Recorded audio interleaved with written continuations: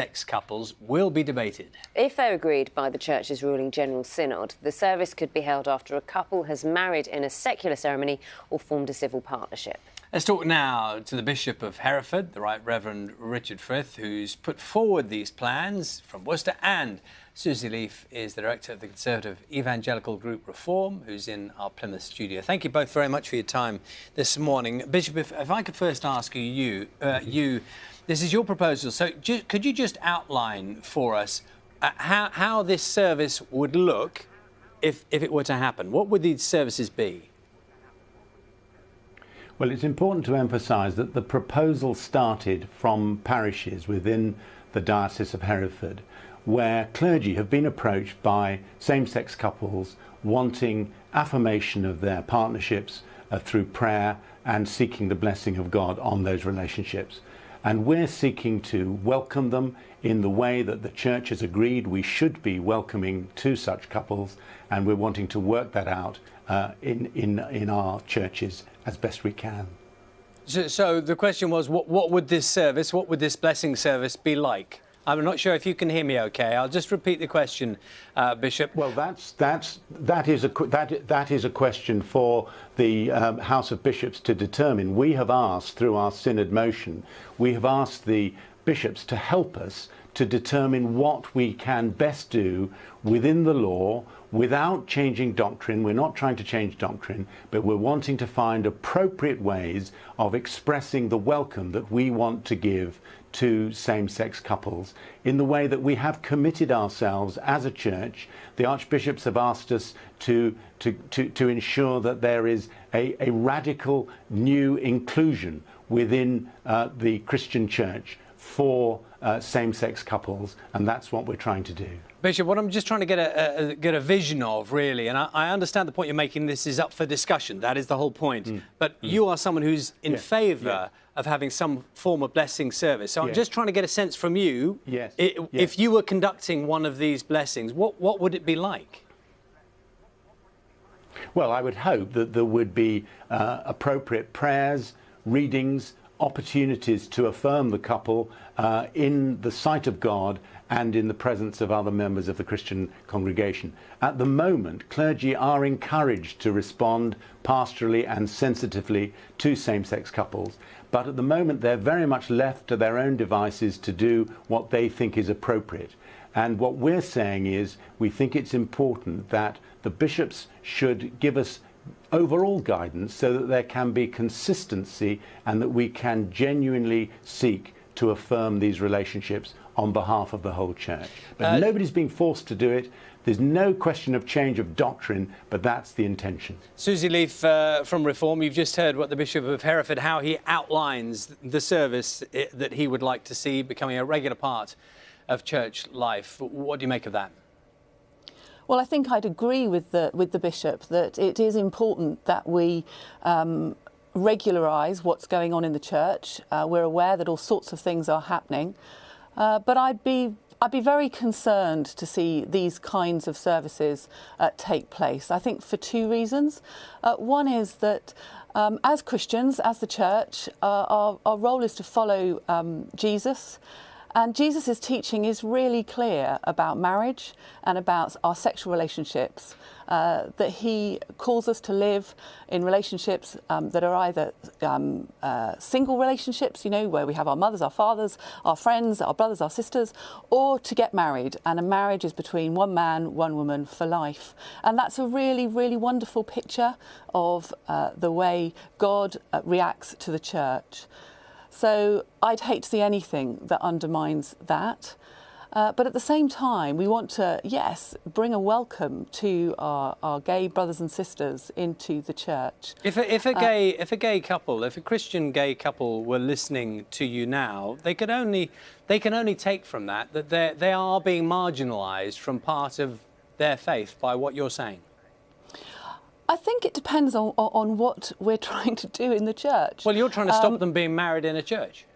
What I want them to do is to have a relationship with Jesus Christ. And one thing that the Bible and Jesus never does is to affirm us in any way, shape or form. We're loved. We're told again and again how much we're loved. But we're also told that we're all broken, we're all bust, and that we come into a relationship with God the Father through Jesus the Son, through coming to understand who God is and asking for forgiveness of all our brokenness, if I may, which wonderfully we're offered. Yeah, if I may go back to the Bishop of Hereford. Bishop, Susie Leaf said earlier on in her comments that all sorts of things are happening as it stands in churches. Now, as I understand it, that some churches are carrying out ceremonies, blessings, in churches regardless of what is being said by the synod. Is that the case? I'm sorry, I missed a bit of yeah, your question. Let me repeat the question. My earplug. Yeah, Bishop, let me repeat the question. I hope you can hear me now. The suggestion is many people are saying that in many churches that blessings are being carried out now regardless of what the synod is saying. Is that the case? Yes, yes. I'm sure it is, and we're wanting consistency. Like Susie, I want people to enter a relationship with Jesus Christ. And our belief is, those of us who are supporting this motion, our belief is that it is preventing some same-sex couples from really experiencing that opportunity by the fact that they feel marginalised by us within the church. And we're not forcing anyone to do anything. We're not changing doctrine. We are wanting consistency so that we can, with prayer and blessing, affirm same-sex couples in their partnerships. OK, Right Reverend Richard Frith, Bishop of Hereford, thank you. Susie Leaf as well from Reform. Thank you both very much for your time this morning. I should just read out the statement from the Church of England. And they say it is recognised there is real and profound disagreement in the Church of England over questions relating to human sexuality.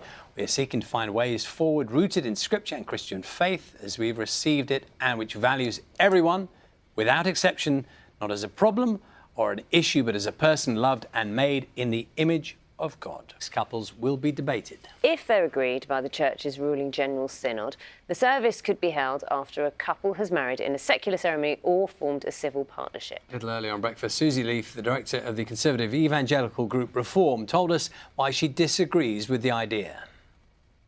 Jesus' teaching is really clear about marriage and about our sexual relationships, that he calls us to live in relationships that are either single relationships, you know, where we have our mothers, our fathers, our friends, our brothers, our sisters, or to get married. And a marriage is between one man, one woman for life. And that's a really, really wonderful picture of the way God reacts to the church.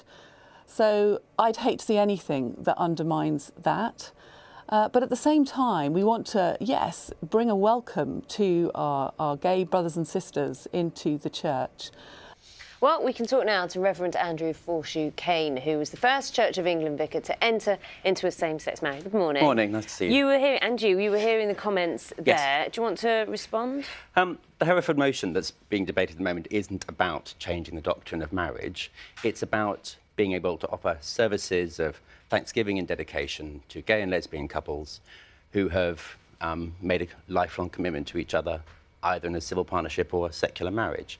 So Susie slightly missed the point about what Hereford is asking for.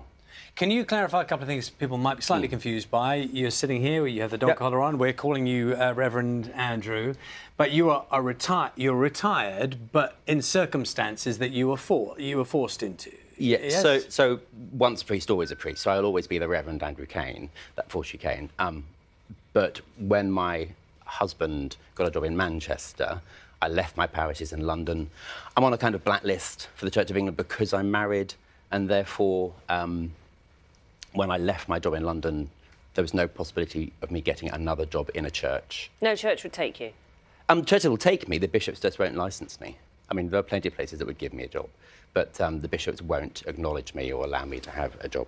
What happens when a church says it wants you and the bishops say no? Just that's it? There's no argument to be made, there's no discussion? The bishops control the process of giving people permission to do things. So a parish might well want me to work with them, but because the bishop won't license me, I can't. I don't have that official permission to do so. Two things seem to be happening simultaneously, though. As I understand it, you know better than we do. These events, these blessings in church are happening. Oh, all over the place. And there was one in a cathedral earlier on this summer of one of the cathedral canons. And I'm doing 3 this year. So explain this. I mean, they are happening, but the official position of the Church of England is that they don't happen. It's similar to divorce. So the official position of the Church of England is that divorce isn't allowed, but vicars all across the country remarry divorcees as a matter of commonplace. So if it's routine practice, and you say this has happened even in cathedrals, yes, for these blessings to take place, why does it need to become something that is debated and possibly rejected by the synod, which would make it then possibly more difficult for individual priests to take that decision within their own church? Well, there's honesty, isn't there, about honestly admitting what's actually happening in parishes and cathedrals and churches up and down the country, because it's happening kind of under the radar, sometimes with bishops' approval, sometimes with the bishops not knowing what's going on in their churches. There's also about the public statement that some vicars don't know what they could do and not get accused of doing something wrong. There's a thing called a clergy discipline measure, and you could be subject to discipline for taking a service. So having a service which is official means clergy will have that uncertainty removed from them. Do you understand why some people object? I do, but I also think that if somebody doesn't believe in gay marriage, they don't have to marry somebody of the same sex. If you don't believe in divorce, you don't have to get divorced or remarry somebody who is divorced. But a lot of people, the majority of the Church of England, welcome gay and lesbian people into their churches, celebrate their relationships, and want to see those relationships acknowledged. And speaking in terms of the mission of the Church of England, so we've just published our mission statistics, our attendance statistics, which show a continuing decline in attendance. Every time a couple is sent away from a church and told, well, we won't recognise your relationship, we won't bless it, they will go and tell their family, they will tell their friends, they will tell their work colleagues, their network of associations, and they will form a yet further negative opinion of the church and its life. OK, Reverend, very interesting talking to you this morning. Thank you very much. Pleasure. The Church of England has issued a statement saying it is recognised that there's a real and profound disagreement in the Church over questions relating to human sexuality. We are seeking to find ways forward rooted in Scripture and the Christian faith.